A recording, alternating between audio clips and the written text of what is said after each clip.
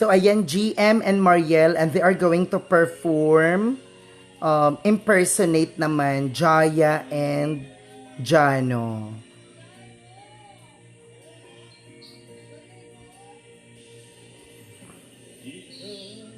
Wow! Mhm. Magaling talaga si GM.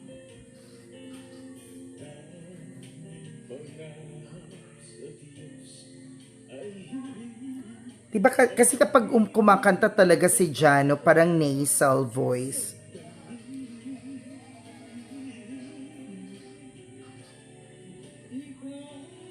Wow!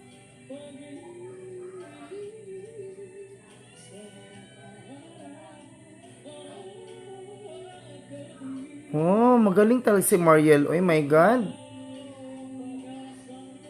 Taglay. Oy.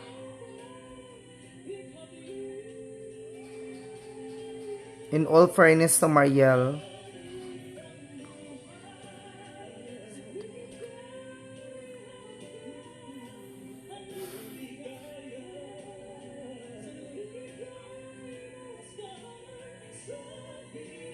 Oy, parang Jaya na young Jaya. Young Jano.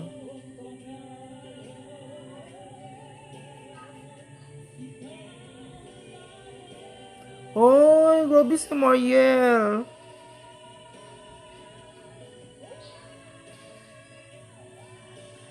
Knowing na matining yung boses ni Mariel, I really didn't see it coming na grabe din pala yung texture ng boses ni Mariel. Wow.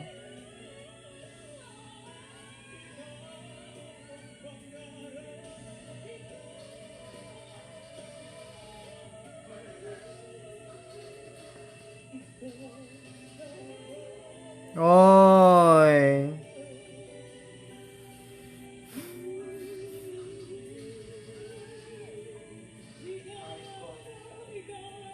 Wow.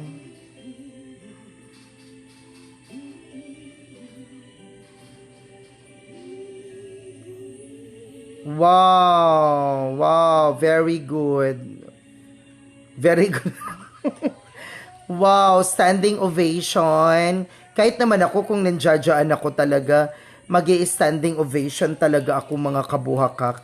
Wow, that was not really that flawless, pero my goodness talaga, the voice of Mariel really resonates talaga. Yung parang, kuan talaga na si Jaya talaga. Yung batang version ni Jaya, she really copied, no? Yung quality ng boses ni Jaya was really there talaga.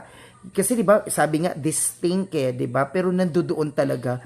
And then si Jano naman, yung kay Jim, uy, grabe din. Grabe din talaga si Jim. Kaya deserve talaga ng duo na ito na palaging nagtatap, no? Kung hindi man nagiging winner, pero palaging nagtatap because they always talaga give give their best talaga, no? Hindi best na nag-perform lang, but they really talaga kuan, parang whoever talaga ina-assign sa kanila is nabibigyan nila ng justice. Yun, that's a term talaga. They give justice to the singers that they really impersonated talaga. Diba? My God, congratulations. So far, kasi dalawa pa man, so far sila yung feeling ko talaga na syempre, si Rufami mo po ang kalaban pa. So, let's wait for the others kung ano naman yung magiging performance nila. But GM and Mariel, wow. Wow, wow, wow. So, please don't forget to like and share and comment. And of course, subscribe to my YouTube channel. Love you, mwah.